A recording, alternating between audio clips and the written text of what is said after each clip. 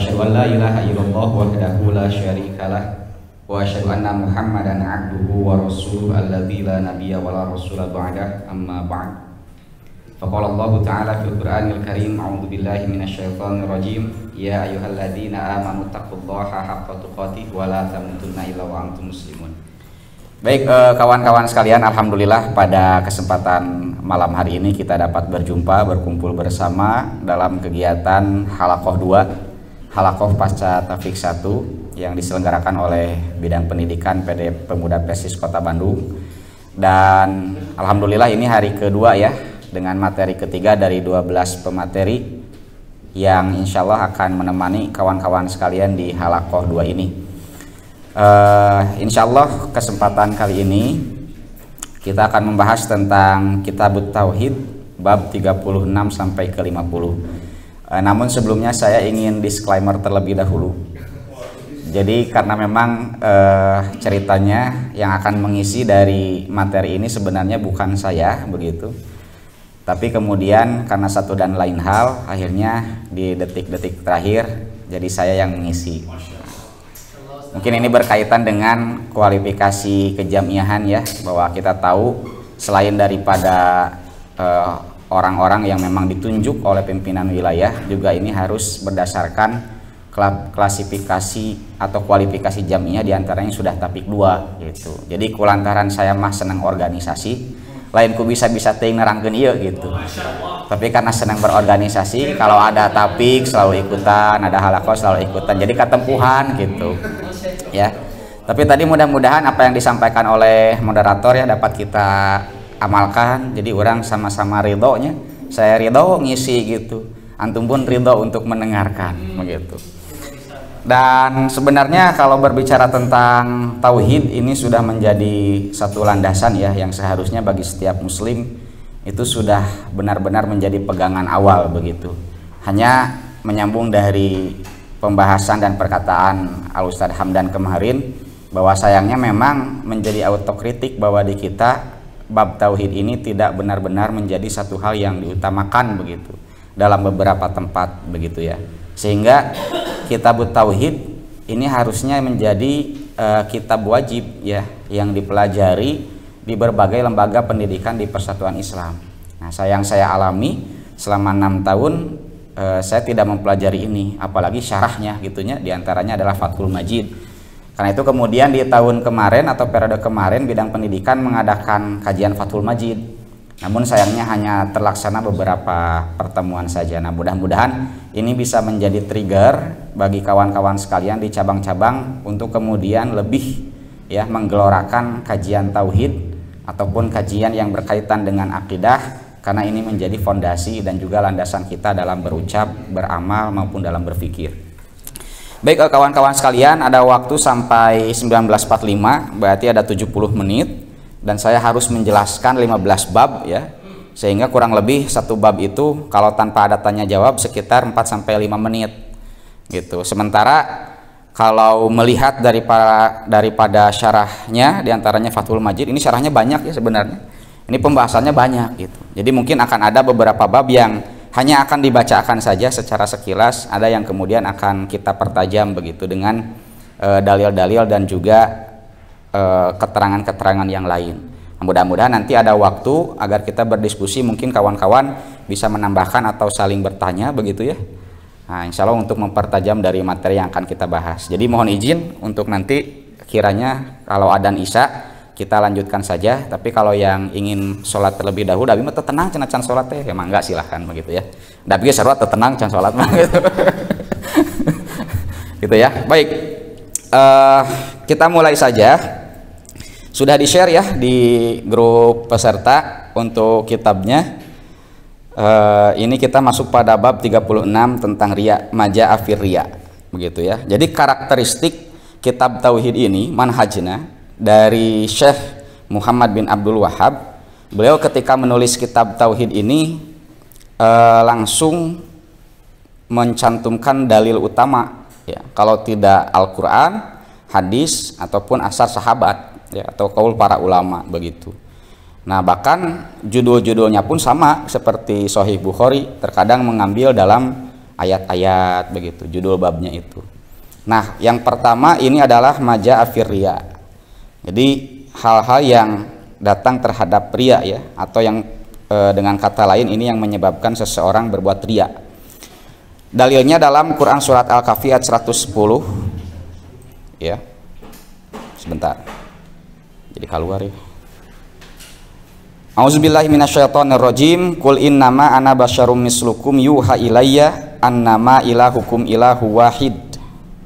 Faman kana yarju liqa'a rabbih falyamal amalan sholihan wala yusyrik bi ibadatihi rabbih ahada. Bi ibadati rabbih ahada. Ya.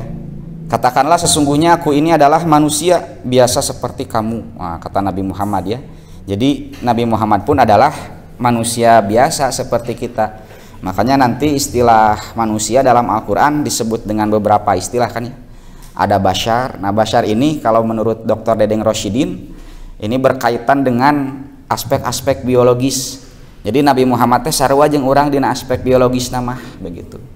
Jadi Nabi Muhammad makan, orang ge makan. Kita minum, Nabi Muhammad pun minum. Makannya sama. Tesugan misalnya, lamun orang mah tuang teh sapiring, kalau Nabi dan Rasul itu makannya lebih banyak tidak. Sama-sama saja. Jadi tidak ada pengkultusan terhadap Nabi ya. Nanti ada yang membedakan, yaitu dari segi penerimaan wahyu. Kemudian kata Allah Subhanahu wa Ta'ala dalam ayat ini, yang diwahyukan kepadaku bahwa sesungguhnya Tuhan kamu itu adalah Allah yang esa, Tuhan yang esa. Dan barang siapa yang mengharap perjumpaan dengan Tuhannya, maka hendaklah ia mengerjakan amal soleh dan janganlah ia mempersekutukan seorang pun dalam beribadah kepada Tuhannya. Ini merupakan syarat, salah satu syarat diterimanya ibadah ya. Di antaranya adalah ikhlas, atau hanya bertujuan mengharap ridho Allah Subhanahu wa Ta'ala, tidak bertujuan untuk mengharapkan selain daripada Allah Subhanahu wa Ta'ala. Nanti syarat yang kedua adalah mutaba'ah atau ittiba terhadap Nabi Shallallahu Alaihi Wasallam. Itu dalam masalah ibadah. Jadi itu bisa sagawaya kumaha urang, gitu kan. Pami dongeng Ustadz Jaya makan gini kan. Aya nu salat subuh nyaeta seorang preman cenah mumpung tobat, mumpung inget rek salat subuh. Ngali batur 2 rakaat urang mah loba 4 rakaat cenah kitu. Setelah sholat subuh 4 rakaat dicarekan ku kiai kan, mana sholat naon, sholat subuh nah buat 4 rakaat, oh gitu kan dicarekan.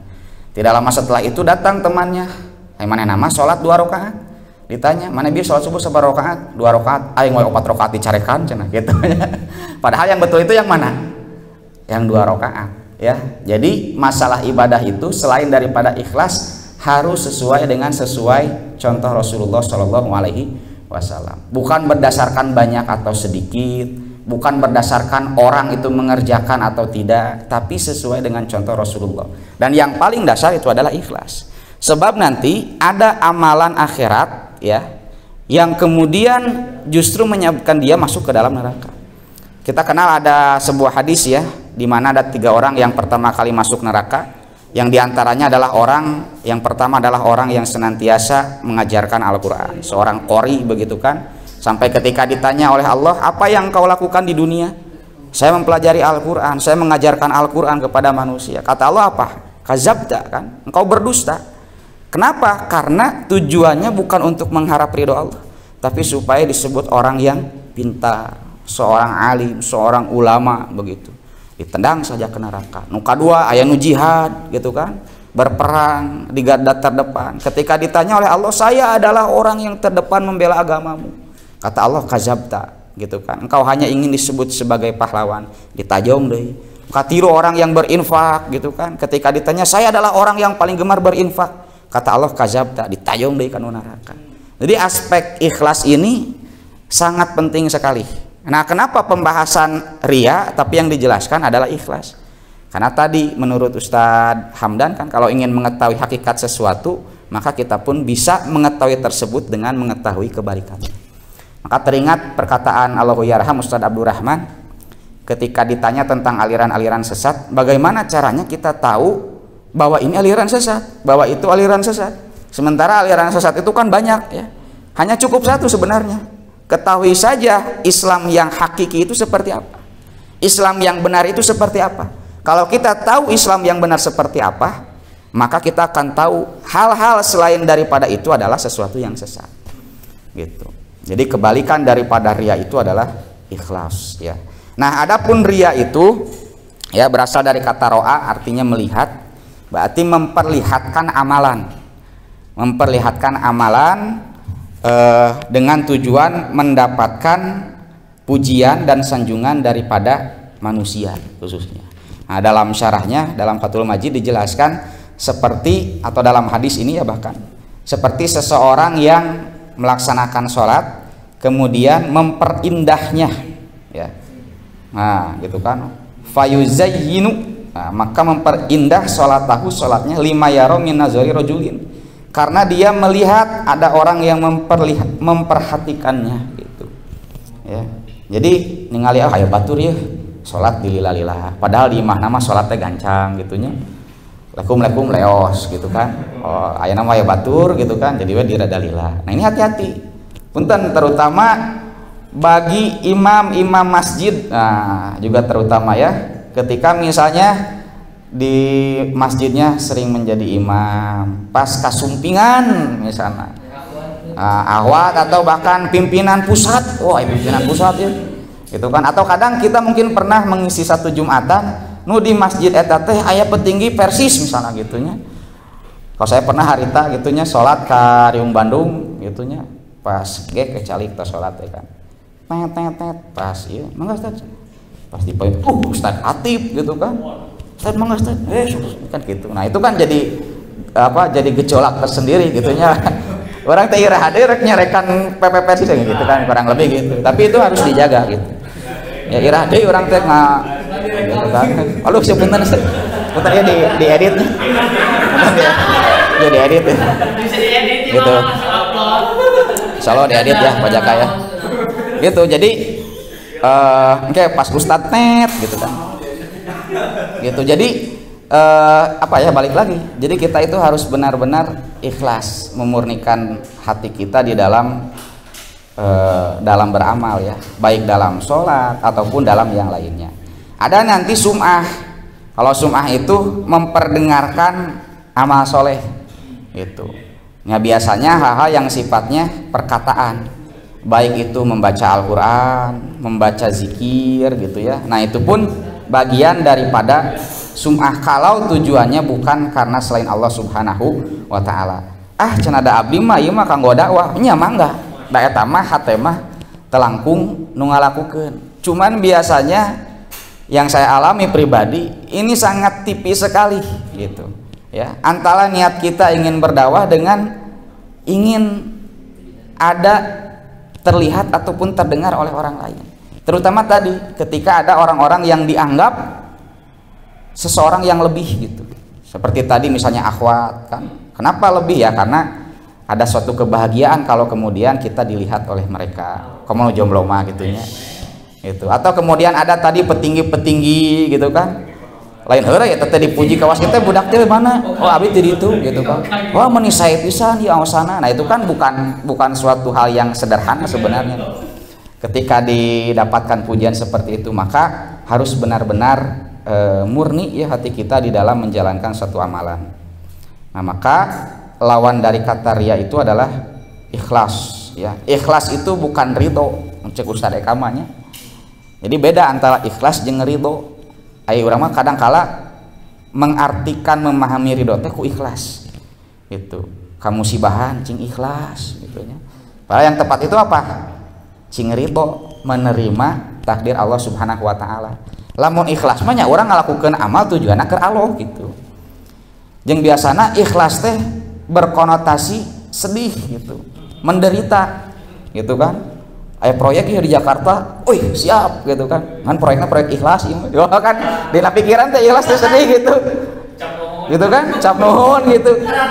Padahal ikhlas itu adalah satu proyek yang sangat besar dan pahalanya itu melebihi daripada pahala dunia gitu. Matak sahabat mah aya proyek ikhlas teh semangat, sabab naon leuwih badag tibatan dunia gitu, karena langsung Allah Subhanahu wa taala yang mengganjarnya ya.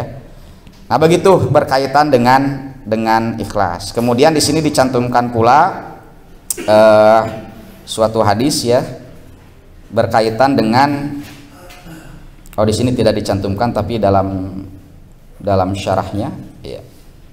Ini berkaitan dengan syirik khafi, yaitu riya ya. Riya itu merupakan syirkul khafi, syirik yang tersembunyi atau yang kecil begitu ya, yaitu melaksanakan amal soleh apalagi tidak melaksanakan amal soleh. Ketika kita melaksanakan amal soleh saja kemudian menginginkan pujian dari manusia, itu bernilai syirik, apalagi kalau kemudian tidak. Maksudnya seperti ini, orang wae ngalakukan amal soleh nu kuduna pahala jadi dosa gitu. Ini betapa bahayanya syirik ya, diantaranya adalah riya.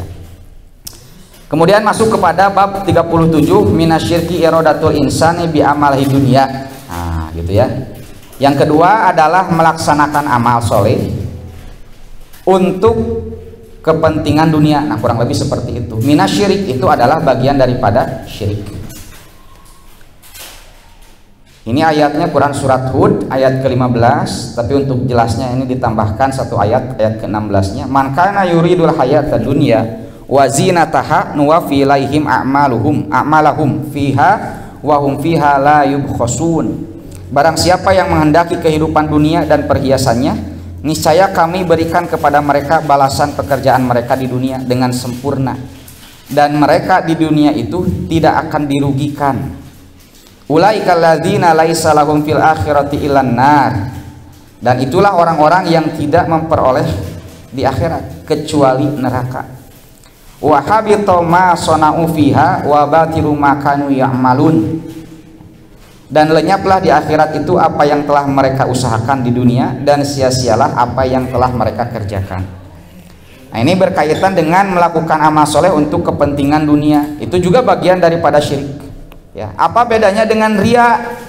Nah, kalau riya mah tujuannya untuk mendapatkan pujian, tapi kalau tujuannya untuk mendapatkan kenikmatan dunia berupa harta ya, berupa jabatan, bahkan mungkin perempuan, nah itu pun bagian daripada syirik.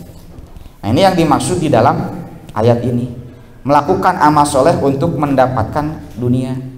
Itu pun tentaya terutama bagi para mubaligh ya, para mubaligh. Ini pun tantangan yang besar ketika kemudian dihadapkan pada satu kesempatan dakwah, tapi di satu sisi yang lain ada juga aspek-aspek yang lain seperti misalnya bab rotibah gitunya. Kemudian ada kenaikan jabatan misalnya. Kan biasanya ya ada orang-orang bisa teka sensor deui. Jadi ada orang-orang yang kemudian ada orang-orang yang mereka membutuhkan aktivitas-aktivitas dakwah, tapi bukan tujuannya untuk meraih ridho Allah, tujuannya ke naik jabatan gitu. Contoh misalnya tinu jadwal Jumat eta bisa jadi poin untuk naik jabatan, itu kan ada seperti itu. Mau disebutkan PNS nama gitunya baik ke di wayahna Bang Jack ya. Karena ini kitab tauhid, jadi kitab tauhid ini dihenteu pasti bakal loba ngepret gitu. Bakal lobanya terbukanya, bakal loba ngepret kurang. Karena ini berkaitan dengan kehidupan sehari-hari, apalagi ini berkaitan dengan hal yang fundamental. Mohon maaf, bukan berarti tidak boleh pekerjaan tersebut, tapi ketika misalnya orang jadi PNS kan hayang naik tingkat ya, naik jabatan tehnya, naik naon ngaran teh? Pangkat, naik pangkat ya kan harus ada semacam poin lah gitu ya. Nah contoh misalnya dalam beberapa posisi PNS, ketika misalnya dia melakukan aktivitas dakwah, dibuktikan dengan jadwal, dibuktikan dengan naon, itu bisa menaikkan pangkatnya. Nah maksudnya ini menjadi tantangan, terutama bagi kita sebagai aktivis dakwah, apalagi masalah rotibah. Makanya dalam istilah jamiah kita ada yang disebut dengan masjid air mata, ada yang disebut dengan masjid mata air, kan gitu. Nah, itu beda. Hiji waktu mungkin kita akan mengalami bentrok antara air mata jeung air mata, teh bunga gitu ya. Tinggal pilih salah sahijina gitu. Badalkeun aya ka batur. Tapi hiji waktu mah urang bakal bentrok gitu. Nu ieu hiji air mata, nu ieu mata air. Dan dan riweuhna teh lamun anu mimiti ngontak teh anu air mata gitu. Ustaz punten kanggo jadwal 2022 mun siap kaping sakieu apa teh masjid air mata gitunya. Nah ketika tahun 2022 ninggang kana waktuna Ustaz punten anjing manawi kosong Jumatan mata air bingung tah tidinya gitu kan, padahal ini sudah confirm setahun yang lalu ya dihente-hente bakal ngalaman gitu aktivitas dakwah ya. Dan saya pun beberapa kali mengalami hal itu ngan boleh dibejakeun milih nu mana nama gitu ya. Kata abis lah kabacip abi kantos ngabadalkeun teh kabacip gitu ya. Jadi seperti itu ya. Jadi ini tantangan besar sebenarnya. Jadi kalau kita bertujuan untuk meraih dunia, ini bagian daripada syirik ya. Tapi bukan berarti kita menolak gitu, menolak daripada pemberian orang lain. Misalnya beres ngaji, Ustaz ieu punten kanggo tegara gitu kan. Itu tidak seperti itu juga ya. Jadi silahkan saja terima, hanya bab niatnya itu harus diluruskan dari awal. Bagaimana jika kemudian di tengah perjalanan itu ada godaan, kan biasanya gitunya orang teh ke awal sholat mah orang teu biasa we gitu, ke sholat mah biasa sholat, pas ke rakaat katilu pas ngareret ka payun aya si neng ngalangkung, wah kan eta jauh langsung godaan teh nya, aduh orang terek biasa deui atau rada dialus-alus. Nah kalau seperti itu maka bagaimana usaha kita untuk mempertahankan keikhlasan itu begitu. Dan kata para ulama, tetap saja orang tersebut akan mendapatkan pahala dinilai dari niat awalnya begitu.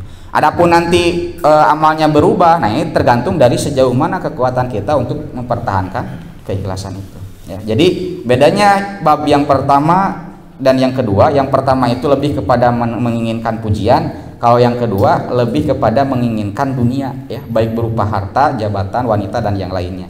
Tak itu sarwa ngepret gitu, ya. Makanya kitab ini luar biasa, kalau dipelajari pasti bakal banyak yang tertampar begitu.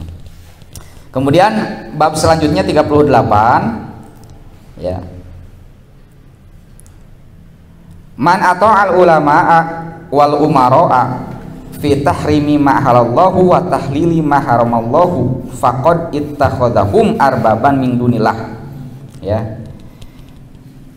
Tentang mentaati para ulama dan umaro, para pemimpin dalam mengharamkan apa-apa yang Allah halalkan dan menghalalkan apa-apa yang Allah haramkan, maka hal itu menyebabkan mereka menjadikannya sebagai arbaban ya. Arbaban itu bisa berarti Tuhan juga ya, min dunillah ya, selain Allah subhanahu wa ta'ala.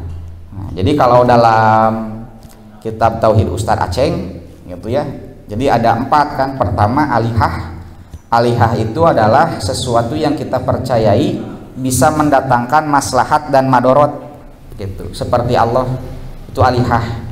Ada kemudian arbab. Nah kalau arbab itu lebih kepada hukum yang kita taati padahal hukum tersebut batil gitu, bertentangan dengan yang hak kok. Nah nanti ada andad. Andad itu adalah sesuatu yang menjauhkan kita dari agama. Itu. Misalnya contoh suami istri itu bisa menjadi andad. Gitu. Nu tadinya si eta teh sok ngaji, geus kawin mah ayeuna mah jadi tara ngaji euy. Nah, eta andad eta teh gitu. Ya, nu tadi mah sok salat, ayeuna geus kawin mah jadi tara salat. Itu andad. Itu adalah sesuatu yang menjauhkan kita dari agama. Nanti ada togut. Nah, kalau togut mah sesuatu yang melampaui batas ya, sesuatu yang menentang syariat, itu adalah togut. Nah ini disebutkan di sini ketika seseorang mentaati ulama dan umaro tapi menyelisihi daripada hukum Allah, menghalalkan yang haram, mengharamkan yang halal, maka secara tidak langsung dia menjadikan ulama dan umaro itu sebagai arbab ya, tandingan Allah subhanahu wa ta'ala, sekutu begitu. Kemudian ini di sini ada hadis Ibnu Abbas ya, yusiku antunzila alaikum hijaratun minas sama. Ya. Aku khawatir kalian ditimpa hujan batu dari langit. Waduh, ya, berarti ini menunjukkan azabnya itu sangat besar. Gitu. Ditimpa hujan batu dari langit. Aku berkata, qala Rasulullah sallallahu alaihi wasallam. Aku berkata Rasulullah sallallahu alaihi wasallam bersabda, wa taquluna qala Abu Bakrin wa Umar. sementara kalian mengatakan Abu Bakar dan Umar berkata. Nah, jadi ini maksudnya orang-orang tersebut tidak menerima apa yang dikatakan oleh Nabi Muhammad Shallallahu Alaihi Wasallam. Termasuk ketika seseorang lebih mendahulukan para ulama ya ketimbang Rasulullah Shallallahu Alaihi Wasallam, itu adalah arbab. Itu. Contoh misalnya, nah sholatna kieu, da abi mah menurut ulama ieu seperti ieu. Padahal sudah jelas dalil yang sahih ya kepada dirinya yang ternyata bertentangan dengan apa yang dia yakini. Ketika kekeh patekeh, maka itu adalah mentaati arbab, menjadikan orang tersebut sebagai arbab. Nah ini bahaya. Makanya para ulama pun dari mulai Imam Malik, Imam Asy-Syafi'i semuanya kompak mengatakan bahwa orang yang berhak diterima perkataannya itu hanya Nabi Muhammad saja.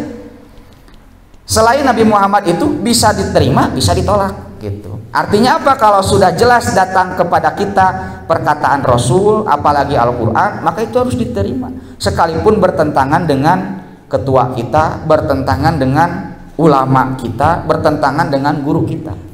Begitu. Ya, makanya Abu Hanifah mengatakan idza ja'al hadisu an Rasulillah sallallahu alaihi wasallam fa'ala rasi wal aini. Apabila datang suatu hadis dari Rasulullah sallallahu alaihi wasallam, maka simpanlah di atas kepala dan mata. Maksudnya apa? Jadikan nomor satu, tadi tauhid. Jadi disebut tauhid teh kan berasal dari kata wahada yuwahidu tauhidan. Apa arti wahada? Wahada pakai tasydid ya. Mensatukan. Jadi menomorsatukan. Menomorsatukan apa? Pertama zat Allah, ya. Berarti tidak ada ilah kecuali Allah. Yang kedua menomorsatukan aturan Allah. Kadang orang memahami tauhid itu hanya sekadar mengesahkan, mensatukan zat Allah saja. Tapi aturan-aturan mah kumaha resep we. Resep jeung aturan ieu cocok. Kalau tidak cocok tinggalkan, begitu. Ya, padahal tauhid pun bermakna menomorsatukan aturan Allah. Jadi kalau ada aturan Allah yang kemudian bertentangan dengan aturan jamiah, milih mana tak? Milih Allah. Gitu. Jadi jamiah itu tidak harus ditaati kalau bertentangan dengan aturan Allah. Karena tadi potong kata, jamiah itu tidak harus ditaati. Hayo kata, kudeta gitu ya, gitu. Nah gitu, ya makanya heureuna ya mah heureunanya kan dina ki akidah kieu, kan dina ki akidah kieu. Ki akidah itu bukan Al-Qur'an. Wes gitu ya. Tapi insyaallah ki akidah juga pasti berdasarkan terhadap Al-Qur'an, begitu ya. Nah, Abu Hanifah mengatakan seperti itu. Wa idza ja'an sahabati radhiyallahu anhum tuh. Bahkan ketika datang dari sahabat pun terima gitu. Ya. Dari sahabat. Makanya sahabat itu gelarnya apa? Radhiyallahu anhum wa radu anhu gitu. Allah ridho terhadap mereka dan mereka pun ridho terhadap Allah. Jadi sahabat mah geus diridhoi ku Allah. Makanya gelarnya adalah radhiyallahu anhu. Makanya dalam ilmu hadis apa? Ada kaidah kullu sahabatin udul gitu kan. Setiap sahabat itu adil, tapi adil di sini bukan dari segi apa namanya akhlak ataupun keilmuan, karena bisa jadi salah. Adil di sini maksudnya tidak mungkin berdusta terhadap periwayatan Nabi. Matakna sahabat mah lamun dina penelitian hadis teu kudu ditaliti gitu. Cukup ka tabiin gitunya. Taliti kan taliti adil atau henteuna. Tah sahabat mah teu kudu karena 10 sahabatin udul. Nah, tapi ini menunjukkan dari periwayatan hadis saja. Sebab apa? Aya sahabat anu secara akhlak gitunya tidak berakhlak gitu. Salah satunya dalam Al-Qur'an yang menjelaskan tentang ketika Nabi sedang sholat Jumat geuning sahabatnya ngadon baralik gitunya, adon daragang deui kan dicarekan pada akhirnya. Nah, ada seperti itu. Nah, ayat ini digunakan oleh Syiah, oleh Jalaluddin Rahmat untuk menyerang para sahabat. Tah sahabatnya gitu. Nabi keur khutbah Jumat ngadon barubar gitu. Gitu ya. Tempatkanlah di atas kepala dan mata. Maksudnya jadikan nomor satu. Eta tauhid gitu ya. Termasuk perkataan sahabat. Tapi kalau datangnya dari tabi'in, nah ini disebutkan wa idza ja'an anit tabi'ina fanahnu rijalun wa huwa rijalun. Tuh. Kalau misalnya datangnya dari tabi'in, maka kami itu adalah seseorang laki-laki begitu, laki-laki, dan mereka pun laki-laki, maksudnya mereka pun orang biasa. Nah, kalau datangnya selain daripada nabi dan sahabat, maka silakan berargumentasi gitu. Tapi bukan berarti ketika kita memverifikasi atau meninjau kembali perkataan para ulama terdahulu, bukan berarti tidak hormat gitu. Karena kata Abu Hanifah pun seperti itu. Selain daripada nabi, maka perkataannya bisa diterima ataupun ditolak.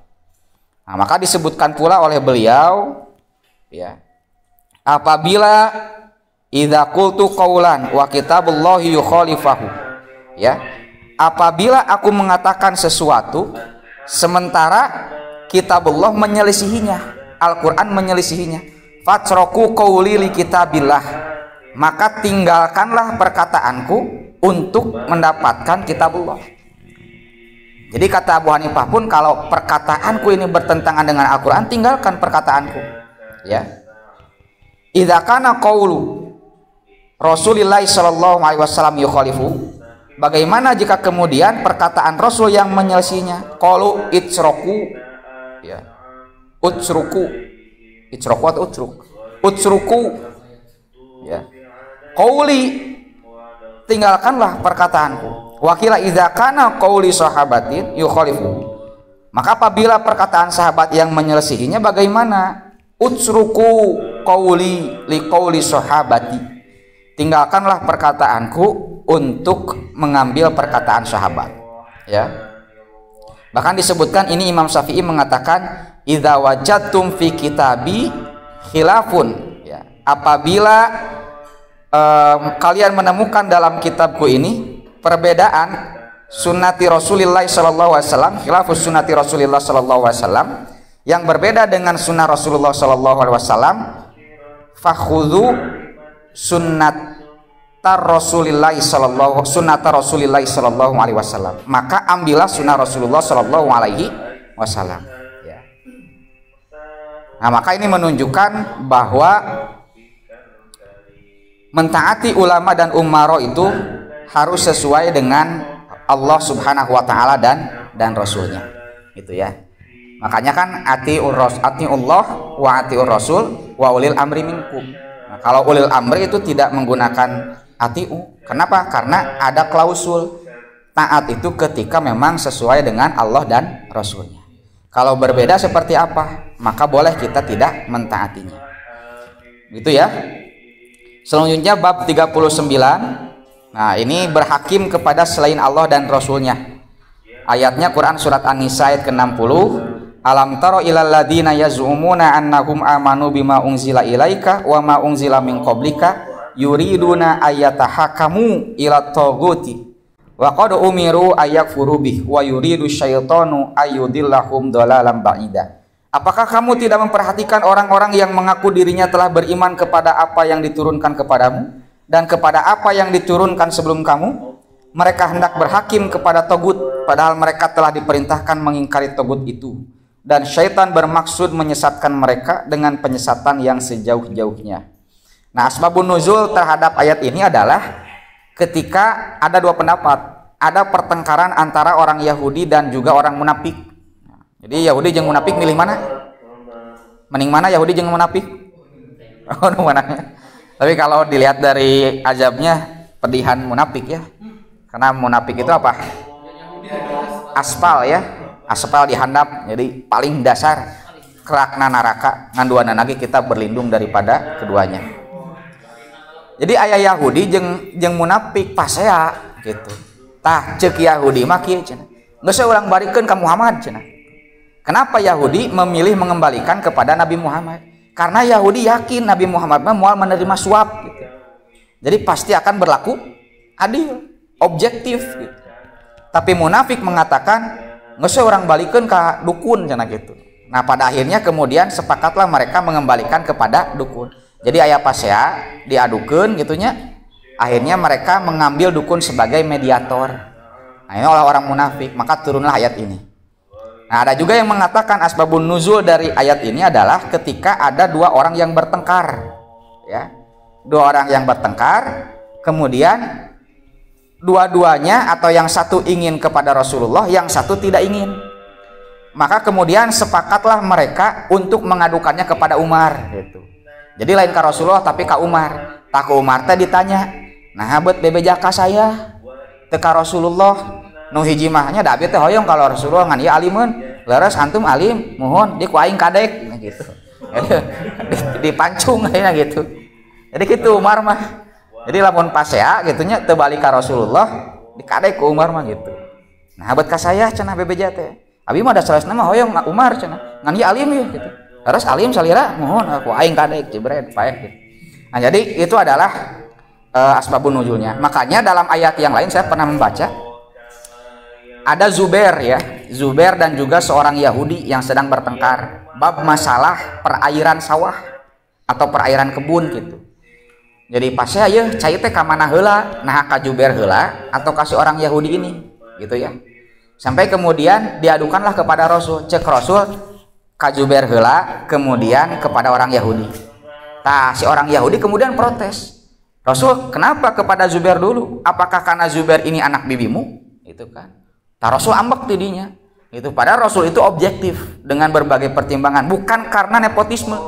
Lain kulantaran dulur jadi pamenangkeun lain. Gitu. Sampai akhirnya kemudian Rasul menghukum, sudah air ini kepada Zubair, isi sampai penuh, kemudian tampung airnya dan alirkan ketika airnya sudah meluap. Gitu. Jadi ditambahan ke Rasul mah. Itu nu tadina mangan saukur ka Zubair hungkul geus beres dirinya balikeun ka Yahudi. Ieu mah geus mah pinuhan, kemudian tampung caina nepi ka luber, geus luber karek bikeun ka Yahudi. Nah, itu balasan atau hukuman kepada orang yang tidak mau menerima hukum dari Rasulullah. Ya, makanya apa-apa yang datang dari Rasul itu ambil, wa manahakum anhu fantahu. Ya, apa yang datang dari Rasulullah itu itu ya ambillah, maka apa yang dilarang oleh Rasul itu tinggalkan. Kita simpel sebenarnya gitu. Sok sanaos teraos kana mana gitu. Tidak menerima hati ini, terima saja. Termasuk mohon maaf ini kalau misalnya ada yang tidak setuju terhadap poligami gitu ya. Itu kan jelas aturannya, terima saja begitu ya. Jangan kemudian menolak sebagian atau seluruhnya dari ayat-ayat Allah, hadis-hadis Rasulullah karena tidak sesuai dengan keinginan kita. Begitu ya. Contoh begitu. Nah, tapi bagaimana nanti ada pertanyaan berhakim kepada selain Rasulullah itu tidak boleh, tapi kita dihadapkan pada kondisi di mana hukum yang ada sekarang ini terkadang tidak sesuai dengan syariat Islam. Nah, apakah orang kudu ngalawan atau seperti apa? Maka ada sebuah kaidah ma la yudroku kuluhu wa la yudroku kuluh. Jadi ketika engkau tidak bisa mengambil semuanya, maka jangan tinggalkan semuanya. Gitu. Contoh misalnya bab hukuman kan, di urang ayeuna lamun dihukum tidak sesuai syariat Islam, gitu kan?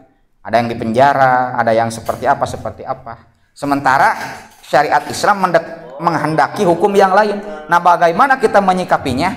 Kalau itu belum bisa diterapkan, jangan ditinggalkan yang sudah bisa diterapkan. Gitu. Pan di negara orang teh loba syariat Islam nu bisa dikerjakeun teh. Gitu kan, dimulai ibadah gitu kan, kemudian muamalahnya itu saja kerjakan. Kalau misalnya kemudian kita punya kekuatan, kita berusaha untuk menyempurnakan syariat menjadi Islam yang kapah. Tapi cara-caranya pun harus baik ya, tidak boleh melakukan cara-cara yang jelek. Termasuk misalnya dalam masalah hukum, kalau ingin menerapkan syariat Islam, kata Muhammad Nasir kan, bertarung saja secara konstitusional. Jadi tong melakukan pemberontakan. Kenapa? Karena madorotnya lebih besar. Makanya Rasulullah ketika ada seorang munafik, ya, ku Rasulullah dikumahakeun. Ketika ada munafik di kalangan sahabat, Rasulullah bagaimana sikapnya? Dibiarkan kan? Diantepkeun. Dan yang diberitahu itu adalah Huzaifah kalau tidak salah, ya. Tidak Umar. Coba lamun bebeja ka Umar kumaha? Umar ka dieu geura, ka dieu naon? Si eta munafik. Ku aing kadek deui cenah kan kitu cukup teh. Ya, kadek deui. Tapi kenapa yang diberitahu adalah selain Umar? Karena Rasul tahu ieu mah bakal jempe repeh gitu. Moal kaos Umar langsung main sabet gitu kan. Nah, ketika sudah meninggal baru dikasih tahu, tah ieu teh munafik.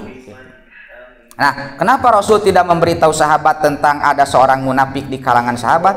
Untuk menjaga kondusivitas. Coba kalau kemudian bebeja ka Umar, ku Umar disabet maot eta munafik. Bagaimana citra Islam?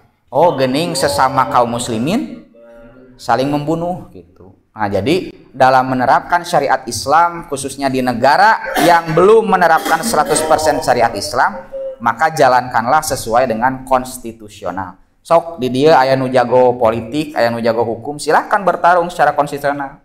Jadi anggota DPR, anggota DPRD, eksekutif silahkan gitu ya. Tapi ketika sudah jadi jangan lupa terhadap tujuan awal untuk menegakkan kalimatullah. Gitu ya. Kemudian yang selanjutnya ini ke-40 man jahada syai'an minal asma'i wa sifati, mengingkari sebagian nama dan sifat Allah ya. Quran surat Ar-Ra'd ayat ke-30. Kadzalika arsalnaka fi ummatin qad khalat min qabliha umamun litatsluwa alaihimul ladzi auhayna ilaika wa hum yakfuruna birrahman. Qul huwa rabbi la ilaha illa huwa alaihi tawakkaltu wa ilaihi matab. Demikianlah kami telah mengutus kamu pada suatu umat yang sungguh telah berlalu beberapa umat sebelumnya, supaya kamu membacakan kepada mereka Al-Quran yang kami wahyukan kepadamu. Padahal mereka kafir kepada Tuhan yang Maha Pemurah. Katakanlah, dialah Tuhanku, tidak ada Tuhan selain Dia. Hanya kepadanya aku bertawakal dan hanya kepadanya aku bertaubat. Nah, ini dalam penjelasannya ya, ada sekelompok orang yang dia itu tidak menerima sifat Allah yaitu Ar-Rahman ya. Maka ketika kita menolak sifat Allah Ar-Rahman, berarti secara tidak langsung kita pun menolak terhadap kebaikan yang Allah miliki ya. Padahal Allah itu adalah zat yang maha sempurna ya. Makanya nama-namanya itu adalah husna gitu kan. Nama-namanya itu adalah semuanya baik, dan nama-nama Allah itu menunjukkan sifat-sifat Allah Subhanahu wa taala. Ketika kita menolak salah satu nama Allah, berarti kita pun menolak bahwa Allah memiliki sifat tersebut. Menolak sifat Ar-Rahman, nama Ar-Rahman, berarti kita menolak sifat Allah yang Ar-Rahman. Padahal Allah itu adalah Ar-Rahman. Nah, ini pun bagian daripada kecacatan tauhid ya, ketika kita menolak salah satu atau sebagian daripada nama dan sifat Allah. Next, kemudian ini 41 tentang ingkar terhadap nikmat Allah ya. Dalam Quran surat An-Nahl ayat 83, yarifuna nikmatallahi tsumma yunkirunaha wa aksaruhumul kafirun. Mereka mengetahui nikmat Allah kemudian mereka mengingkarinya, dan kebanyakan mereka adalah orang-orang yang kafir ya. Jadi saya sengaja ya membacanya hanya dalil-dalil awalnya saja supaya tidak terlalu lama begitu. Karena dalil-dalil yang lainnya pun itu pun kurang lebih sama dan mendukung terhadap penjelasan dalil yang pertama. Main dalil begitu ya. Nah, maka kemudian ini ada perkataan Mujahid ya dalam syarahnya itu Fathul Majid. Ma ma'nahu huwa qaulur rajuli hadza mali. Ini adalah berkaitan tentang ingkar terhadap nikmat Allah. Jadi di antara kecacatan tauhid seseorang itu adalah ketika dia mengingkari bahwa ada satu kenikmatan yang dia dapatkan tapi bukan dari Allah. Nah, makanya disebutkan di sini mananya adalah huwa qaulur rajuli hadza mali warastuhu an abai. Jadi dia mendapatkan harta, dia kemudian mengatakan harta ini adalah hartaku, hasil kerja kerasku, dan juga harta yang diwariskan dari ayah-ayahku atau orang tuaku. Nah, gitu. Jadi kalau antum misalnya ini ada anak sultan gitunya, itu harus diyakini bahwa ke anak sultanan antum itu bukan karena ayah kalian, tapi karena Allah Subhanahu wa taala gitu. Karena begini, ketika seseorang meninggal kan innalillahi wa inna ilaihi rajiun, semuanya balik kepada Allah, termasuk hartanya. Jadi kade ya, lamun bapak ngantunkeun nya, tuluy dibagi waris, nu bagi waris teh lain si bapak, nu ngabagi warisna saha? Allah. Kan diuihkeun deui kepada Allah. Innalillahi wa inna ilaihi rajiun. Si bapak teh boga tanah hargana 1 miliar ya. Meninggal, kemudian hartanya balik kepada Allah. Ku Allah dibagikeun, tah budak lalaki asobah, istri menang 1/8 daya budak gitu kan. Indungna nenek urang misalnya menang 1/6, aki menang 1/6. Dibagi oleh Allah, makanya tidak boleh ditolak. Kenapa? Karena Allah yang membaginya, bukan si bapak gitu. Makanya sampai ada yang mengatakan harta waris itu bukan suatu sodakoh, bukan suatu kebaikan. Jadi lamun aya orang ngantunkeun terus hartana teh dibagi-bagi, teh eta teh lain pemberian orang yang mati. Kenapa? Karena balik lagi kepada Allah. Nah, ini menunjukkan bahwa setiap kebaikan itu datangnya dari Allah, tapi bukan berarti menghilangkan kebaikan manusia. Karena kebaikan Allah itu pasti ada wasilahnya. Gitu. Sapertos misalnya ieu tuangeunnya. Ieu ti mana? Ti Allah ieu teh gitu. Ti Allah. Kan Allah mangga Kang Biri teh gitu. Tidak mungkin, tapi ada wasilahnya. Wasilahnya adalah pimpinan daerah, wasilahnya Kang Yusuf yang memberikan, misalnya dan seterusnya. Nah, itu adalah wasilah-wasilah. Makanya kita jangan melupakan. Menang kehadiran ti batur, alhamdulillah aib nuhun teu gitu kan. Nah, itu tidak. Jadi kita pun harus tahu bahwa kebaikan ini datang dari Allah melalui wasilah daripada orang tersebut, ya. Nah, kemudian ada juga yang mengatakan qala Aun bin Abdullah. Aun bin Abdullah mengatakan yaquluna laula fulanun lam yakun kaza. Nah, itu. Jadi ada yang mengatakan kalau tidak ada si fulan tidak akan terjadi seperti ini. Nah, itu pun adalah perkataan syirik. Ya. Contoh ya yang sering dicontohkan kan masjid agreng badag gitu kan. Lamun eueuh Pak Haji ieu. Ah, gitu kan. Aya Bu Hajina gitu kan. Nah, itu tidak boleh begitu ya. Jadi kalau tidak ada saya, moal mungkin ya jadi masjid gitu. Lamun eueuh urang, maneh moal mungkin jadi jelema. Nah, itu tidak boleh. Gitu ya. Itu tidak boleh, ya. Tapi kita sebagai penerima manfaat tadi, oh abdi teh tiasa es hiji teh wasilahna ku sepuh gitu kan. Itu nikmat dari Allah, tapi wasilahnya dari orang lain. Tapi kita sebagai sepuh jangan kemudian mengatakan lamun eueuh urang maneh moal bisa sakola. Itu tidak boleh seperti itu ya. Nah, atau misalnya kita mau kecelakaan ya. Bukan mau kecelakaan. Kita kecelakaan ya. Kemudian mau mati ya. Mati. Misalnya rek kagiles ya ku mobil misalnya, ku truk gitu kan. Tuluy didudut urang teh. Lamun eueuh sieu urang moal salamet nah gitu. Nepi ka percaya nu nyalametkeun teh sieu. Nah, itu memang tipis-tipis ya. Tipis-tipis. Ya seperti kita kalau minum obat gitunya, orang mah cagerna ku Panadol ya gitu. Ya, disepritan gitu. Gitunya langsung ngefly gitu. Nah, orang mah cagerna ku ieu gitu. Mungkin itu adalah wasilah. Nah, itu beda-beda tipis. Kan kita kalau sakitnya gitu. Sama istri kan ditanya, "Aku naon nyeri waos?" gitu kan. Bade dijajab ka mana tuh, ka Ujung Berung atau ka Hermina ka mana? Ayo ka dokter itu. Margi ku dokter itu mah sok raos biasanya sok damang. Nah, itu kan hati-hati. Ya. Gitu. Memang ada wasilah tapi kemudian kita harus tahu dari mana.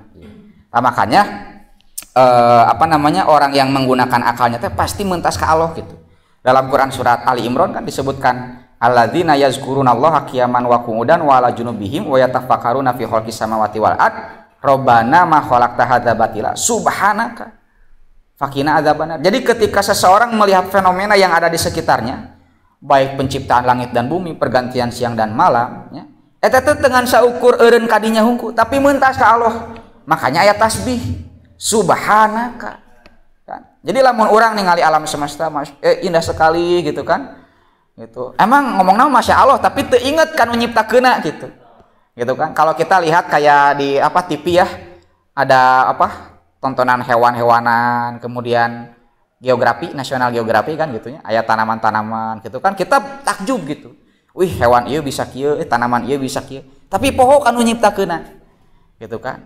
Nah, orang yang menggunakan akalnya ulul albab itu adalah orang nu meuntas ka Allah. Kalau orang ningali aya profesor, pinter pisan profesorna teh. Wih, luar biasa teh profesor kuat ka pinter kieu, atau seorang ulama kuat ka pinter kieu. Tapi poho anu nyiptakeunna. Nah, ini kemudian jadi orang can meuntas ya gitu ka Allah. Ya. Maka ini pembahasan ini memang mirip-mirip seperti tarekatnya gitu. Semuanya manteng ka Allah gitu. Tapi ka salat ge lamun geus manteng mah eta teh geus salat, sok sanajan teu make gerakan, teu make ucapan. Karena saya pernah berbincang langsung dengan orang yang sering manakiban ke sana gitunya. Wih di masjid abi teh, resepnya Pak cen teh. Ieu masjid teh pinuh, muhun pinuh cenah. Ngan seseueuna mah cenah salat dengan saukur ucapan, saukur gerakan, tapi hatena mah cenah teu manteng ka Allah. Paingan cing teh si bapak ieu tara salat karena hanya sekadar manteng kepada Allah. Tapi di satu sisi, nah ini yang kemudian harus menjadi tazkirah kepada kita. bahwa segala sesuatu itu terjadi karena Allah Subhanahu wa taala, bukan semata-mata karena kelebihan yang dimiliki oleh manusia, gitu ya. Nah, Bapak lagi ini yang paling parah ini menurut Qutaibah, yaquluna haza bi syafaati alihatina. Nah, ini yang paling parah. Mereka mengatakan ini berkat syafaat sesembahan-sesembahan kami. Nah, ini yang kemudian sangat parah sekali ya. Kalau tadi tidak mengaitkan dengan sesembahan selain Allah itu pun sudah keliru, apalagi kalau mengaitkan terhadap hal-hal yang sifatnya syirik, gitu ya. Padahal nih, ini ada juga ayat yang berkaitan tentang seseorang itu nanti ya di akhirat, kalau tidak salah surat Ibrahim, seseorang itu nanti di akhirat akan datang kepada idola-idolanya. Kan idola itu bisa berupa manusia, bisa berupa benda dan seterusnya. Nah, nanti di akhirat itu mereka akan meminta syafaat. Gitu. Misalnya orang di dunia ya boga idola anu nepi ka urang teh dipuji-puji gitunya. Artis bukan K-pop, artis misalnya bukan artisnya K-pop lah, tapi K-pop lain Korea pop misalnya, Kazakhstan pop beda we gitu.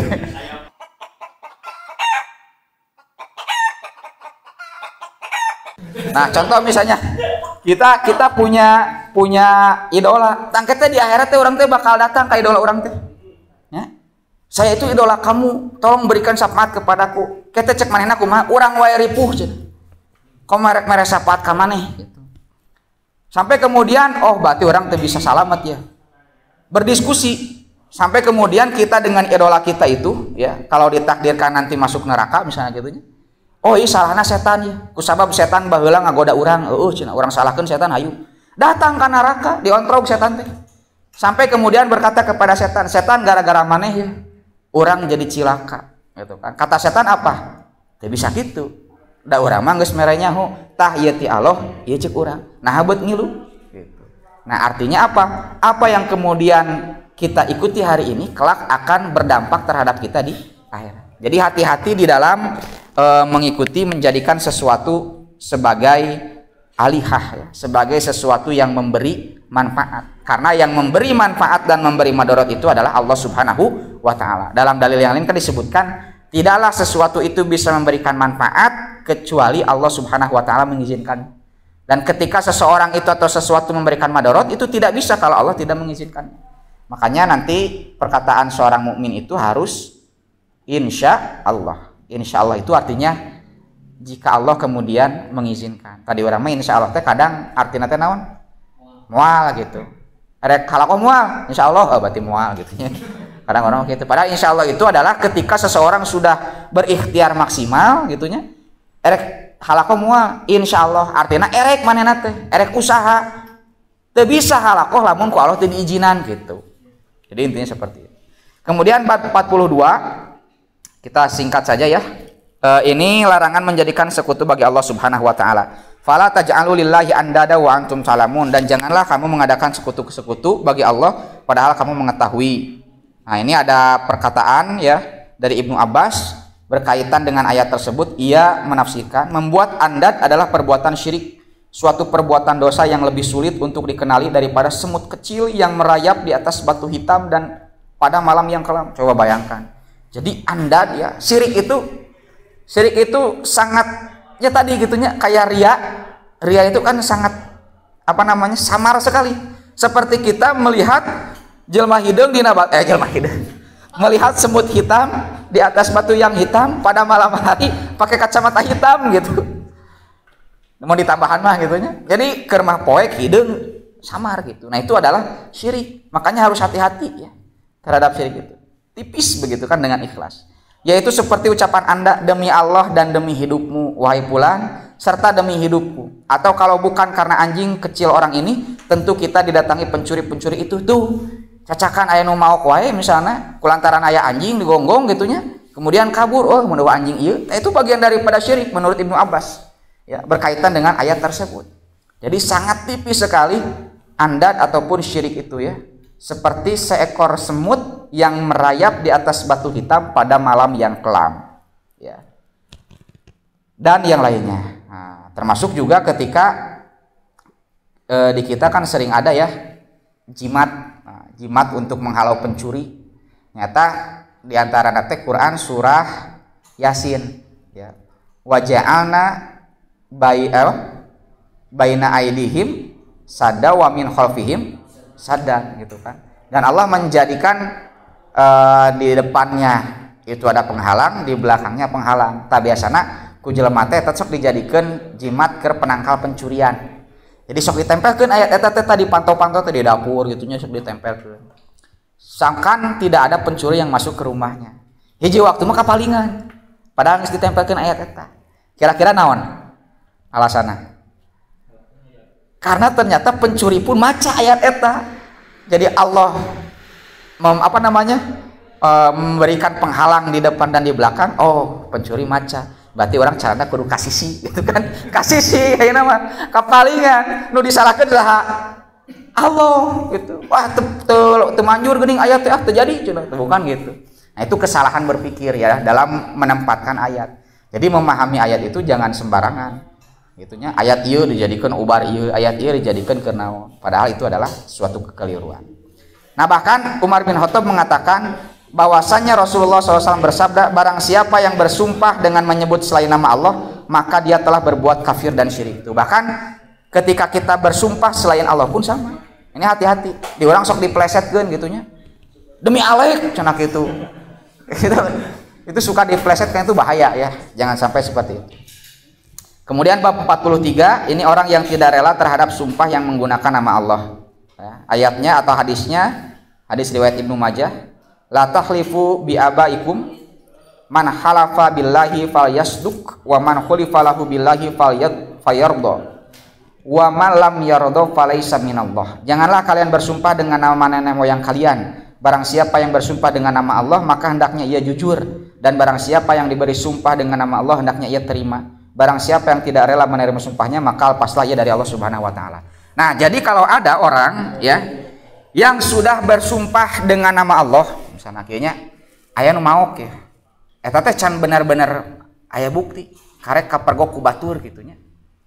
Terus dedemian, demi Allah, demi Allah, demi Allah. Nah, secara prinsip kita harus menerimanya dulu. Kenapa? Karena ketika seseorang sudah mengucapkan demi Allah, ya, maka ini konsekuensinya kita harus menerima. Kalau memang tidak ada bukti dan saksi yang kuat. Karena di dalam hadis yang lain, ya, dalam hadis Arba'in contohnya, ketika menjelaskan tentang bagaimana seseorang melakukan hukuman, kata Rasulullah, lau yu'tan nasu bidakwahum la adda'a rijalun amwala qaumin wa dima'ahum walakinil bayyinatu ala mudda'i wal yaminu alaman ankaro tuh.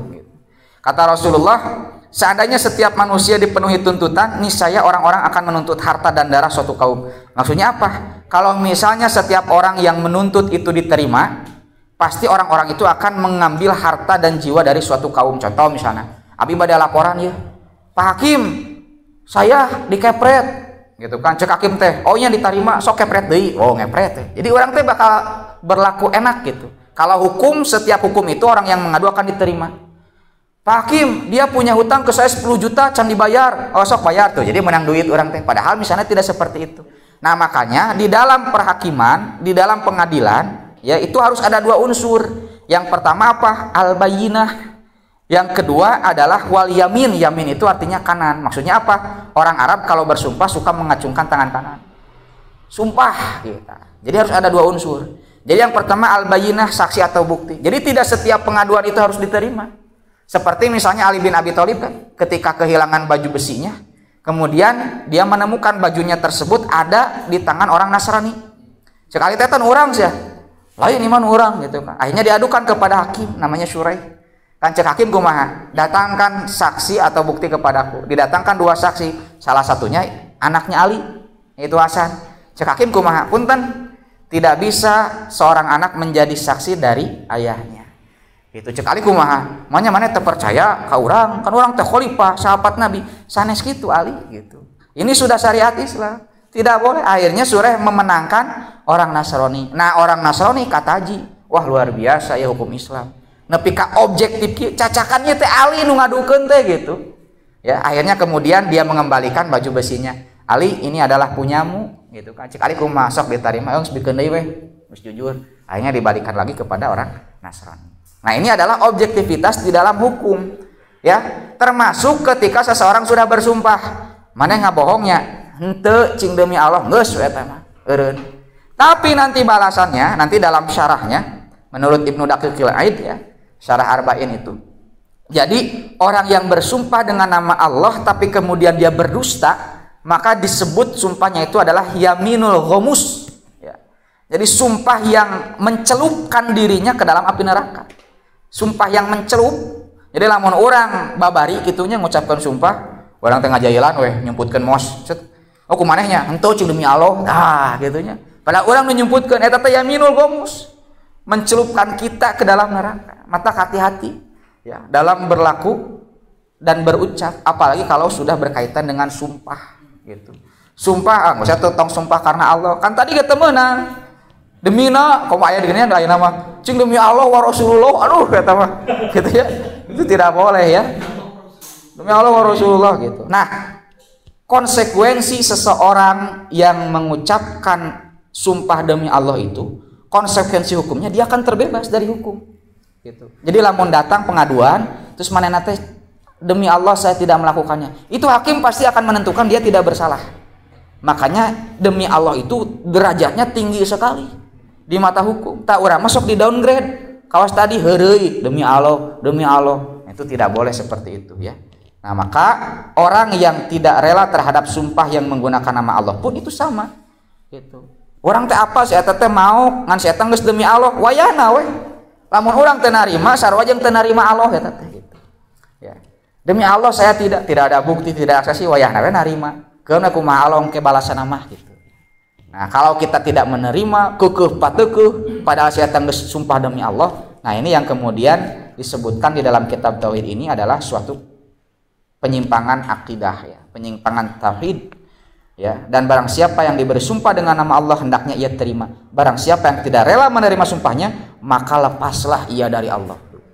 Jadi lepas dari Allah ini kan sama dengan laknat ya. Laknat itu adalah ibadu mir rahmatillah. Jauh dari kasih sayang Allah. Jauh ti Allah teh laknat. Jadi lamun jelema teu narima sumpah Allah, sumpah yang mengatasnamakan Allah, berarti dia dilaknat dari Allah Subhanahu wa taala. Begitu ya. Kemudian 44 ini masya Allah wa syi'ta, ucapan seseorang atas kehendak Allah dan kehendakmu. Ini pun sama ya. Ini singkat saja. Jadi seseorang itu jangan mengatakan atas kehendak Allah dan kehendakmu. Nah, tapi disebutkan kata Rasulullah, maka berkatalah atas kehendak Allah kemudian kehendakmu. Nah, ini beda ya. Kalau wa di sini berarti mensejajarkan bahwa selain Allah itu ada yang berkehendak gitu. Tapi kalau kemudian kalimatnya kemudian atau maka misalnya karena Allah seperti ini maka kamu bisa seperti itu. Nah, itu adalah tidak termasuk ke dalam syirik ya. Artinya tidak menyandingkan orang lain dengan Allah Subhanahu wa taala. Yang lebih bagus ya tentu saja insyaallah atau masyaallahu fa'ala, begitu ya yang sering diungkapkan. Kemudian yang 45, man sabadahra faqad azallah, barang siapa yang mencaci masa maka dia telah menyakiti Allah. Mencaci masa, mencaci waktu, termasuk mencaci makhluk Allah ya, termasuk manusia ciptaan gitunya kadeta bullying teh atau apa disebutnya teh body shaming ya, body shaming itu jangan sampai dilakukan. Jadi bukan hanya termasuk pada UU naon gitunya, lain mang UU gitunya, tapi ini juga termasuk ke dalam hukum yang sangat berbahaya karena mencela makhluk Allah sama dengan mencela makhluk Allah. Aing mah hujan wae euy, keheul urang mah musuh hujan teh. Itu tidak boleh ya. Atau misalnya benci terhadap malam, saya mah enggak suka sama malam, kenapa? Karena dingin, seperti hati kamu misalnya, itu enggak boleh ya. Itu enggak boleh ya. Jadi tidak boleh mencela. Bahkan nih mencela Tuhannya orang lain pun tidak boleh. Ketika orang lain kemudian menyebabkan mencela Tuhan kita. Kalau kan aya lagu baheula geudinya, lagu naon sih? Apa kamu tega? Gitu kan ya. Lihat orang gitu, tapi tidak akan disukai misi non penistaan agamanya. Karena itu tidak boleh. Kalau kita mencela Tuhan orang lain, manehna nyembah teh ka anu misalnya gitu. Terus kumanehna teh dicela deui ka urang teh nya. Maneh nyembah teh ka anu misalnya. Itu tidak boleh. Jadi ketika kita mencela Tuhan orang lain, menyebabkan orang lain mencela Tuhan kita, sama seperti kita mencela Tuhan kita sendiri. Ya, termasuk orang tuanya. Makanya dalam hadis kan ada disebutkan inna min akbaril kabair tuh, termasuk dosa besar ayal anar rojulu walidayhi, orang yang melaknat orang tuanya. Ya, qila ya Rasulullah wa kaifa yal'anu rojulu walidayhi. Rasulullah, bagaimana mungkin seorang anak mencela orang tuanya? Qala yasubbu rojulu abar rojuli fayasubbu abahu wa yasubbu ummahu. Ketika dia mencela orang tua orang lain, yang menyebabkan orang lain mencela orang tua kita. Hati-hati. Kada lamun heureuy tong bab kolot gitu. Sabab lamun batur nyerikan kolot orang, sarua jeung urang teh nyerikan kolot urang sorangan. Tah eta ge sarua dilaknat ku Allah.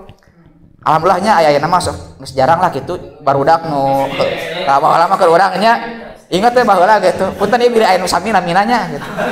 Contohkeun ku saya contoh misanakan gitu. Sangaran bapak maneh? Dadang, Padadang. Padadang misalnya gitu nya. Punten biri saminya. Aduh, Bapak Abi gitu. Nya kan sok anu kitu urang nepi ka urang tengah aja gitu nya ningali ka kartu SPP geuningan. Nya sangaran bapana gitu diteangan. Oh, apa lainna bapana si ieu. Nepi ka pernah hari tambah nyamper babaturan ngaran bapana eman punten nya. Da anu sami. Mohon nyamper datang bapana. Naon tapi heureuy bari lompat gitu. Jadi itu kan kalau mun geus paheureuy teh nya nyebutkeun bapak itu tidak boleh ya. Termasuk tadi mencela pekerjaan ya. Sopot tuh, gitu. Nah, sama bapakna tukang sos sepatu itu tidak boleh, gitu ya. Jadi tidak boleh mencela orang lain, apalagi mencela makhluk Allah. Nah, di sini kan disebutkan mencela masa ya, mencela waktu karena biasanya waktu yang sering dicela oleh manusia, gitu. Kemarin segala macam. Nah, itu tidak boleh. Kemudian atas sami biqadil qudah wa nahwihi. Nah, ini bab 46. Penggunaan gelar qadi qudot. Nah, qadi qudot itu hakimnya para hakim dan sejenisnya, itu tidak boleh. Ya.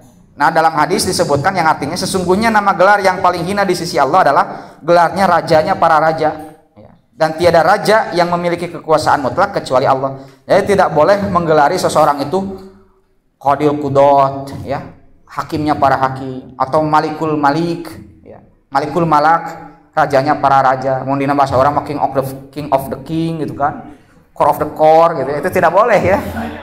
Itu kan menggelari seseorang dengan lord, maharaja, paduka gitu kan, Hen Greenleaf, Alexander Arnold gitu kan. Nah, itu berlebihan. Saya kira walaupun itu pasti bercanda ya, pasti bercanda, tapi tidak boleh menggelari seseorang itu king of the king gitu ya, qadil qudot gitu. Karena Allah Subhanahu wa taala mutlak adalah raja di antara semua raja. Kemudian bab 47 ihtiramu asma'illahi ta'ala wa taghyirul ismi li ajli zalika. Memuliakan nama-nama Allah dan mengganti nama untuk tujuan ini. Nah, ini ada. Jadi kalau tadi hakim bernama Syuraih, ini ada Bapak Syuraih. Jadi hadisnya ini berkaitan tentang ada Abu Syuraih ya, yang sering disebut dengan Abu Hakam. Kenapa Abu Hakam? Karena kecakapan dia di dalam menentukan hukum. Gitu. Sementara Al-Hakam itu adalah salah satu asma Allah. Ya. Jadi hakim gitunya tidak boleh gitu ketika kemudian dinisbatkan kepada Allah. Maka Rasul bertanya kan, kamu punya anak tidak? Punya Rasul. Berapa? 3. Siapa saja? Syuraih, Muslim, Abdullah. Siapa yang paling tua? Syuraih. Maka namamu Abu Syuraih. Nah, yang tadinya Abu Hakam karena seakan-akan bapak Allah gitunya, salah satu asma Allah, maka kemudian diganti. Nah, ketika kita mengganti nama untuk tujuan memuliakan, tasbih ya, untuk memuliakan Allah Subhanahu wa taala, maka itu bagian daripada ihtiram ya, memuliakan Allah Subhanahu wa taala. Kemudian bab 48, man hazala bi syai'in fi zikrullahi awil qur'anu awir rasul. Bersenda gurau dengan menyebut nama Allah, Al-Qur'an atau Rasulullah. Nah, ini hati-hati ya. Jadi Allah, Rasul dan Al-Quran itu jangan disendak guraukan.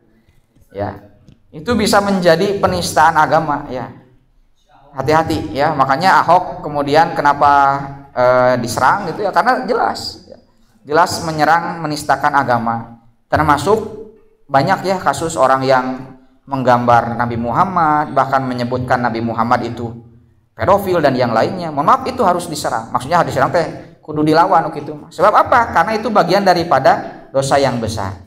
Ya, dalam Quran surat At-Taubah ayat 65-66 disebutkan, dan jika kamu tanyakan kepada mereka tentang apa yang mereka lakukan itu, tentulah mereka akan menjawab, sesungguhnya kami hanyalah bersenda gurau dan bermain-main saja. Henteu cenah abi mah mungheureuy hungkul. Katakanlah, apakah dengan Allah, ayat-ayatnya dan Rasulnya kamu selalu berolok-olok? Tidak usah kamu minta maaf karena kamu kafir sesudah beriman. Ini bahaya gitu. Jadi bisa kufur kemudian hukumnya ya. Jika kami memaafkan segolongan kamu lantaran mereka bertaubat, niscaya kami akan mengazab golongan yang lain disebabkan mereka adalah orang-orang yang berbuat dosa. Jadi bahaya ya dalam mengolok-olok atau menjadikan bahan candaan agama ya. Termasuk agama yang lain ya. Agama yang lain pun jangan. Jika kemudian mengakibatkan mereka mengolok-olok agama kita. Kemudian mensyukuri nikmat Allah. Nah, ini disebutkan dalam Al-Quran surat Fussilat ayat 50. Dan jika kami merasakan kepadanya suatu rahmat dari kami, sesudah dia ditimpa kesusahan, pastilah dia berkata, ini adalah hakku dan aku tidak yakin bahwa hari kiamat itu akan datang. Dan jika aku dikembalikan kepada Tuhanku, maka sesungguhnya aku akan memperoleh kebaikan pada sisinya. Dan kami benar-benar akan memberitakan kepada orang-orang kafir apa yang telah mereka kerjakan, dan kami akan rasakan kepada mereka azab yang keras. Nah, ini sama di antara tauhid seseorang itu adalah meyakini bahwa setiap kenikmatan itu datang dari Allah, dan tugas kita adalah mensyukuri nikmat Allah. Apa itu syukur? Syukur itu kalau secara sederhana ya, memanfaatkan pemberian orang lain sesuai dengan keinginan orang tersebut. Gitu. Saya sering mencontohkan ya, kalau misalnya antum ya ngasih saya kopiah, kulantaran itu pakai kopiah, artinya kasihan kopiah. Kemudian secara kepemilikan kopiah itu sudah jadi milik siapa? Milik saya kan? Itunya sudah jadi milik saya. Menang teguh saya dipakai ngepel lantai. Dipakai ngelap kaca, menang tuh. Menang teguh saya dipakai ngelap lantai. Menang kan? Karena sudah menjadi hak saya, tapi saya tidak termasuk orang yang bersyukur kepada antum. Kenapa? Karena antum memberi saya kopiah untuk apa? Untuk dipakai kan gitu, bukan untuk nepakan lalur gitu. Apa gitu kan. Nah, itu adalah syukur. Artinya Allah memberikan kita kenikmatan anggota tubuh ya, tangan, kaki, mata jeung muka jadi maka ya. Mata itu silakan gunakan. Tapi ketika tidak sesuai dengan keinginan Allah, nah itu adalah kufur. Apa keinginan Allah dengan nikmat-nikmat yang Allah berikan kepada kita? Tiada lain dan tiada bukan untuk ibadah. Wa ma khalaqtul jinna wa insa illa liya'budun. Maka semua kenikmatan itu harus bernilai ibadah. Nah, hanya di urang mah kadang sok memahami ibadah teh masa ukur salat, saum gitunya. Padahal nalika urang misalnya datang ke imam ngumah wadah, ibadah lain. Lain kan bisa bernilai ibadah gitu. Ketika kita niatkan, aduh seneng karunya tos bobo siseuheun seueur keneh abi bade nyeuseut gitunya. Gitu. Kemudian ngumah wadah dan seterusnya. Itu adalah bagian daripada ibadah. Dan yang terakhir, ini adalah nama yang diperhambakan kepada selain Allah. Falamma atahuma sholihan ja'ala lahu syuraka fima atahuma fata'alallahu amma yusyrikun. Tatkala Allah memberi kepada mereka ya keduanya seorang anak yang sempurna, maka keduanya menjadikan sekutu bagi Allah terhadap anak yang telah dianugerahkan kepada keduanya itu. Maka maha tinggi Allah dari apa yang mereka persekutukan. Nah, ini jangan kemudian menjadikan seseorang itu termasuk anak sebagai persembahan bukan selain kepada Allah Subhanahu wa taala. Bahkan sampai ada juga yang mengatakan bahwa nama seseorang itu jangan menyerupai nama Allah gitu. Kalau misalnya seperti saya Rahman ya kan nama Allah aya Rahman, tapi harus ada aya mudhofna lah menurut mah gitu. Nah, Abdurrahman gitunya. Kalau saya kan Birur Rahman, itu kan ada mudhofnya jadi tidak rohmannya gitu. Nah, kalau kholik gitu ya, kita bayangkan namanya kholik gitu kan. Kholik ke Tuhan gitu kan. Nah, tapi ada Abdulnya jadi Abdul Kholik. Nah, seperti itu kan boleh. Tapi kalau namanya langsung misalnya gitunya. Nah, saya punya teman sebenarnya ya, namanya Aziz gitu. Aziz gitu ya. Tapi ka sekolah nanti Abu Aziz, wah Bapak Allah gitu. Patur tahu ya, karena sekelas gitu. Jadi aya namina Aziz, sekolahna Abu Aziz tuh bayangkeun. Abu Aziz berarti sah Bapak Allah gitu ya. Karena kan Aziz itu Allah, Al Aziz itu Bapak Allah. Walaupun maksudnya bukan seperti itu, tapi mungkin ada pertimbangan dan argumentasi yang lain. Tapi baiknya memang ketika kita mempunyai momongan, memberi nama itu nama yang baik tanpa ada kemudian ekses ya, ataupun hal-hal yang dapat menyebarkan fitnah begitu. Termasuk memberi nama kepada yang sama seperti Allah Subhanahu wa taala. Nah, itu Panginten barangkali yang dapat disampaikan. Ini mohon maaf ya telat 6 menit karena memang babnya panjang ya, ada 15 bab, dan ini pun saya kira tidak mendalam ya pembahasannya, hanya sekilas-sekilas saja ya, tapi mudah-mudahan apa yang disampaikan dapat bermanfaat dan terutama menjadi trigger ya bagi kita untuk senantiasa lebih memperdalam ilmu tauhid.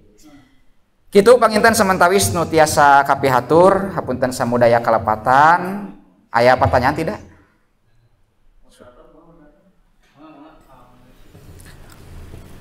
Baik, terima kasih atas pertanyaannya. Mungkin yang lain juga nanti bisa menambahkan ya, terkait dengan bagaimana agar kita tidak ria gitunya. Mun jawaban Ustaz Eka mah simpel gitu. Tong ria we gitu. Kumaha cenah abdi teh supaya rajin salatnya, sok we salat cenah gitu.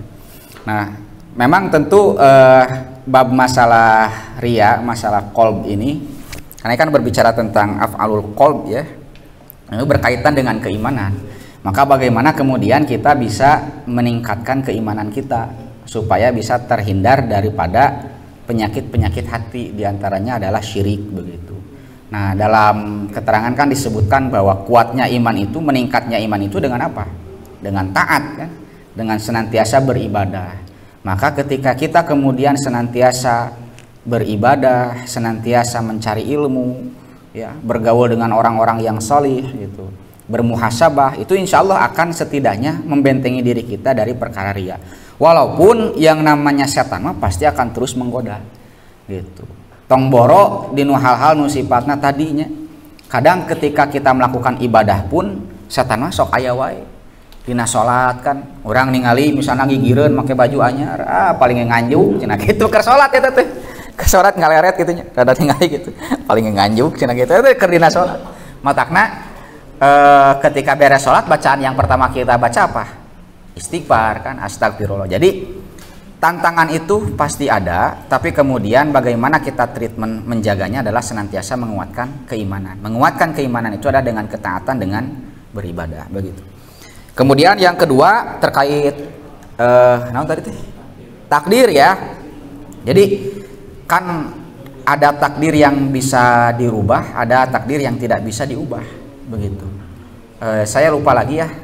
Ada satu dalil yang menerangkan bahwa kita itu pun kita diberikan pilihan oleh Allah Subhanahu wa taala. Contoh kieu misalnya Allah itu Maha tahu. Allah Maha tahu segala sesuatu. Allah tahu nggak kita pada akhirnya akan ke neraka ke surga? Tahu tidak pada akhirnya kita akan masuk surga, masuk neraka? Allah tahu tidak? Tahu atuh. Ya cenah ya ahli surga, ya ahli neraka itu Allah tahu. Sok sanajan can kajadian keur urang mah. Gitunya. Nah, tapi kita bisa memilih jalan mana yang kemudian akan kita pilih. Gitu. Contoh begini. Boleh ya kawan-kawan ikuti ya.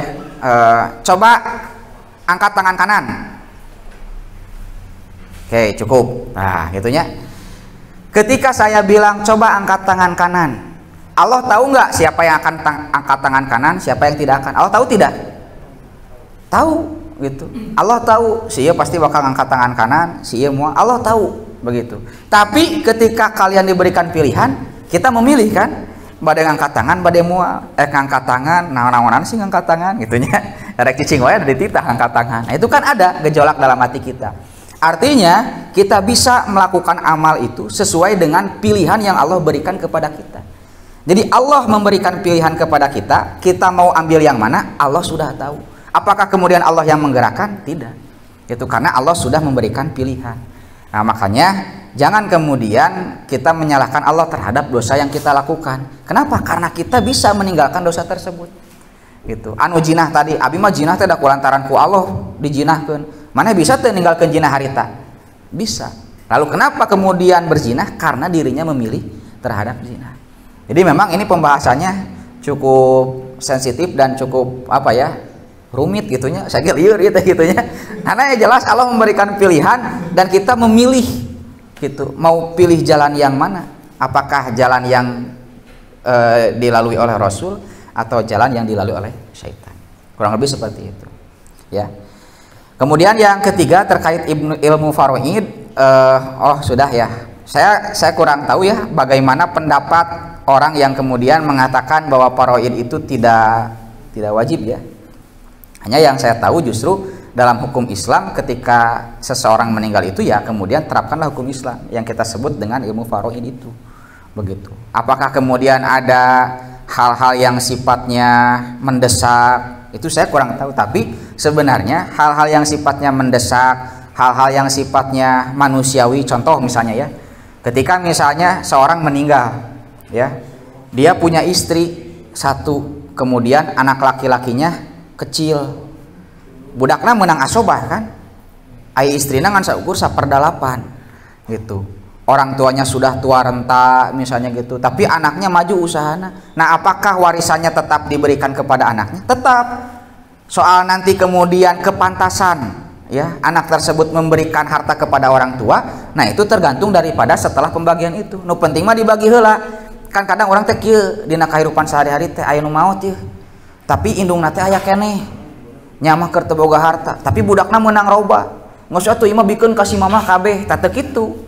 Jadi harus dibagi dulu, baru setelah dibagi musyawarahkan. Jang da ujang mah usahana sae, gajina ageng, tos gaduh bumi. Tuh karunya si mama can gaduh bumi, ngontrak keneh, jabah ripuh.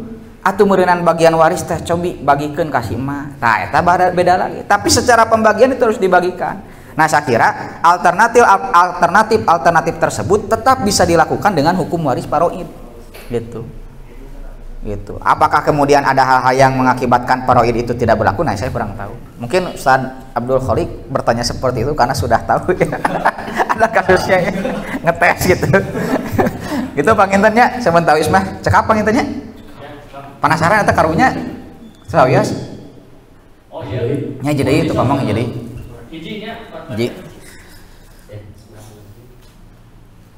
Baik, terkait dengan senda gurau, Ustadz Robi pernah mengatakan jadi ada sebuah disertasi tentang hadis-hadis yang berkaitan dengan senda gurau. Jadi nanti senda gurau itu ada yang kemudian diperbolehkan, bahkan dianjurkan, seperti misalnya senda gurau dengan pasangan gitunya. Bahkan dengan pasangan makan iya gitu, berpahala begitu ya. Ada yang kemudian senda gurau yang dilarang. Nah tadi ketika sudah menyangkut terhadap Allah, Al-Quran, syariat dan yang lainnya. Nah apakah kemudian sampai kafirnya itu keluar dari Islam? Saya kira tidak ya, karena dalam lanjutannya itu bab sebaran apa teh? Senda gurau teh bab 48 ya. Nah, 48 ini dalam lanjutan ayatnya jika kami memaafkan segolongan kamu lantaran mereka bertaubat, niscaya kami akan mengazab golongan yang lain disebabkan mereka adalah orang-orang yang selalu berbuat dosa. Jadi ada orang yang kemudian bertaubat, ada yang tidak. Nah yang bertaubat itu ya dimaafkan. Tapi kalau kemudian tetap gitunya kekeh, nah berarti dosanya dosa besar. Tapi saya kira itu tidak termasuk ke dalam murtad ya, karena kan dalam keterangan yang lain diantaranya adalah risalah atau kitab yang berkaitan dengan 10 pembatal keislaman. Saya kira poin ini tidak ada dalam hal tersebut ketika seseorang bersenda gurau. Tapi kalau kemudian terus seperti itu sampai ketika diberitahu tidak mau bertaubat, nah ini dosanya dosa besar. Atau nabi bilih aya pandang kamandang tinu sanes mangga. Kitu panginten sementawis. Cekapnya.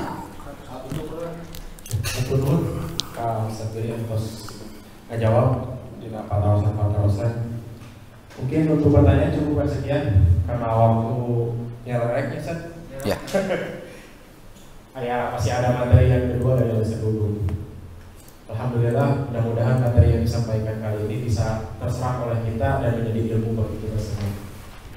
Aku qouli hadza wa astaghfirullah li wa lakum. Assalamualaikum warahmatullahi wabarakatuh.